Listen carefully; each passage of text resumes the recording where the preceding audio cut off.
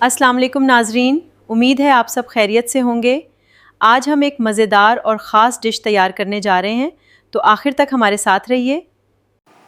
आज हमारे किचन में बनने जा रही मज़ेदार सी मुहर्रम स्पेशल मीठी टिकिया की रेसिपी जो बहुत ही ख़ास है, जो बहुत स्पेशल है, जो मुहर्रम में बहुत शौक से बनाई जाती है। रेसिपी मैंने ज़्यादा बनाई है और जो मैं आपसे शेयर करूँगी वो 1.5 कप मैदे के हिसाब से करूँगी।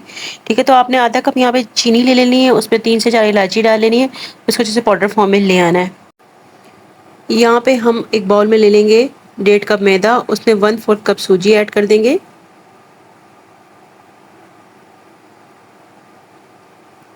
उसमें ऐड कर देंगे हम नारियल 1/4 कप। 1/4 कप ही उसमें हम ऐड कर देंगे तेल। 1/4 कप उसमें घी शामिल करेंगे। आप चाहें तो ऑयल भी शामिल कर लें, या मैं यहाँ ऑयल से बना रही हूँ। उस ट्रिक को फॉलो करेंगे तो रेसिपी बहुत अच्छी बनेगी, बहुत आला है। ये ट्राई एंड टेस्टेड रेसिपी है, बहुत ज़बरदस्त रेसिपी है। सारे इंग्रेडिएंट्स को एक बार मिक्स करके सबसे एंड में शुगर ऐड की है और फिर इसको भी मिक्स कर लेते हैं। इसमें जो मोटी इलायची के दाने रह गए उनको निकाल लेते हैं। अच्छे से मिक्स कर लेंगे। जितनी मिकदार मैंने बताई है, आप अगर डबल बनानी है तो उसको डबल भी कर सकते हैं। चीज़ों का ख्याल रखिएगा, कोई भी इंग्रेडिएंट्स थोड़ा सा आगे पीछे होगा तो रेसिपी गड़बड़ उसमें हो सकती है। तो आपने डबल करना हो तो उसको डबल कर लीजिएगा। तो इसको अच्छे से हम थोड़ा सा दूध डाल के इसको हम ले आएंगे डो फॉर्म में। पहले आपने शुगर डाल के अच्छे से इसको मिक्स कर लेना। यहाँ पे 1 कप दूध लिए है और अच्छे से मिक्स करने के बाद शुगर को, सब इंग्रेडिएंट्स को, फिर दूध थोड़ा थोड़ा शामिल करेंगे और थोड़ा सा सख्त डो बना लेंगे। बहुत नरम बनाएंगे तो हैंडल नहीं होगा। चीनी भी ज़्यादा कर देंगे तो भी थोड़ा हैंडल होने में मुश्किल होगी। चीनी इसमें बिल्कुल बराबर है, इतनी ही होनी चाहिए और इतनी ही होती है टिकिया में। दूध आपने 1 से 1.5 कप लगेगा, ज़्यादा दूध नहीं लगेगा। और आपने इसकी जो डो बनानी है वो बहुत नरम नहीं बनानी, एकदम से ज़्यादा दूध नहीं डाल देना। चीनी तो जल्दी से इसकी डो बन जाएगी। इसके अलावा थोड़ा सा और दूध ऐड करके इसको मैं डो फॉर्म में ले आती हूँ। मैं आपको उसकी फाइनल लुक दिखाती हूँ। अच्छा, डो को ना ये दूसरे बॉल में शिफ्ट कर दूंगी मैं। यहाँ पे हल्का सा इसको मैंने ऑयल लगा दिया और डो बनाने के बाद ना ये देखें इसमें शिफ्ट कर दिया। इसको अच्छा सा ऑयल अप्लाई कर देंगे ऊपर से, थोड़ी देर छोड़ देंगे क्योंकि मुझे थोड़ा जल्दी बनाना है, तो मैं 10 मिनट बाद इसको बना दूँगी। तो आप इसको थोड़ी देर छोड़ देना है, थोड़ा सा ऑयल अप्लाई कर देना इसके ऊपर। और देखिए मैं ये थोड़ी सख्त डो बनाई है, इस तरह आपने ऑयल अप्लाई करना है अच्छे से। तो इसको थोड़ी देर छोड़ दीजिएगा ताकि एक जान हो जाए। तो यहाँ पे इसको बनाने से पहले हम जब बेलन लेंगे उस पर भी हम ऑयल अप्लाई करेंगे। इसमें मिठास है और दूध से इसको गूंजा तो ये थोड़ी चिपकेगी, ताकि अच्छे से हैंडल हो जाए। इस तरह आपने ऑयल अप्लाई कर लेना इस पर। यहाँ पे सरफेस पे अपने ऑयल अप्लाई कर दिए। यहाँ फिर हम इस डो का एक पेड़ा लेंगे, उसको अच्छे से रोटी फॉर्म में लेंगे। वो आप ज़्यादा बड़ी बनाएं, छोटी बनाएं, ये आप पे।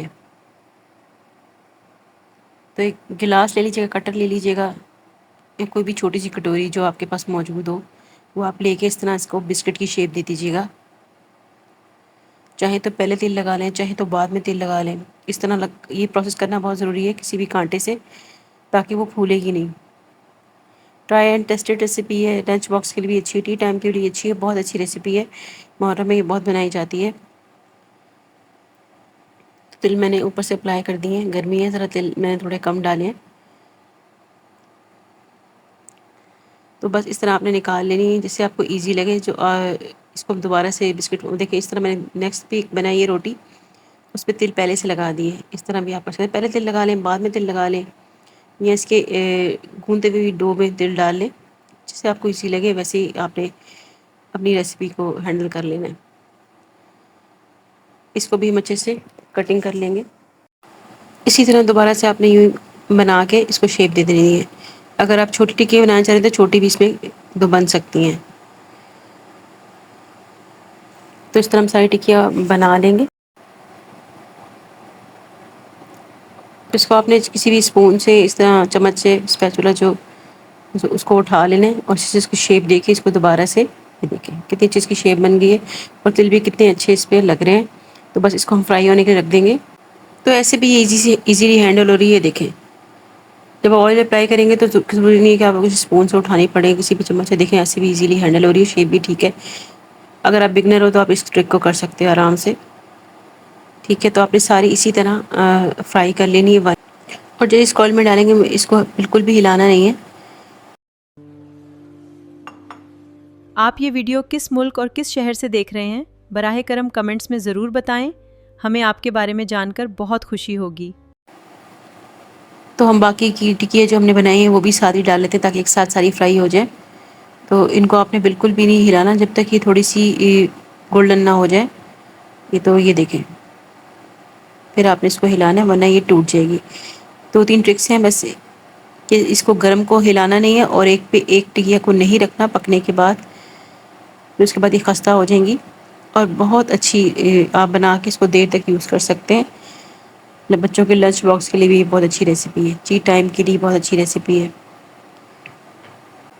तो ये हमारी क्रिस्पी सी टिकिया बन के तैयार हो गई, ये देखें ये शानदार लग रही है। तो ये भी एक ट्रिक है कि जैसे आप बनाएंगे तो आपने इस तरह एक चन्नी लेनी है और उसमें एक के ऊपर एक को नहीं रखेंगे आप, ताकि उससे भी नरम हो सकती हैं। इस तरह आपने रखना है, थोड़ी देर इसको हवा लगे और स्टीम हो तो ये ठीक हो जाए। देखें बाकी की हमारी बहुत प्यारा गोल्डन कलर आ चुका है, बस इसको भी निकाल लेते हैं और हमारी बेहतरीन सी टिकिया की रेसिपी रेडी हो चुकी है। सारे भी बन जाए तो आपने इस तरह ही निकाली, इस तरह मैंने अब निकाली। देखें इस तरह आपने एक के ऊपर एक को नहीं रखना। तो ये हमारी बेहतरीन सी रेसिपी तैयार हो गई। मेरी रेसिपी आपको अच्छी लगी तो लाइक कीजिएगा, कमेंट कीजिएगा, शेयर कीजिएगा। Thanks for watching. मिलते हैं नेक्स्ट रेसिपी में, जब तक के लिए अल्लाह।